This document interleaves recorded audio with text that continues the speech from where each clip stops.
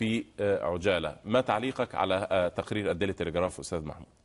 لا، تقرير مش مظبوط، ومنظمة النصب الدولية دي اللي بيتكلموا برضو كلام مش مظبوط. منظمة العفو الدولية تقصد؟ انا النصب الدولية انت حضرتك بتسميها العفو الدولية، انا ما بسميهاش، هم اللي بيسموها العفو بيسموا نفسهم دول منظمة نصب دولية. بيجيبوا البيانات دي منين يعني؟ وبعدين اطفال ومش اطفال، اي حد قدام يعمل جريمة يخل بالقانون يضرب الامن القومي مدان الى ان تحكم المحكمة ببراءته. طيب أو ماذا عن تقارير المجلس القومي لحقوق الإنسان الذي عين معظم أفراده من قبل السلطات القائمة حاليا؟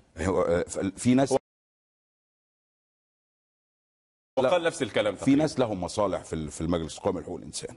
وكيف ان انا بقول للاداره المصريه كيف ان يكون بعض الاسماء لها جمعيات ودكاكين حقوق انسانيه وحاجات ومنظمات وكلام زي وتعينوهم يعني مفيش حد مصدق عندك غير البيانات الرسميه الصادره عن وزاره الداخليه في هذا الصدد؟ الدوله استاذ محمد القدوسي.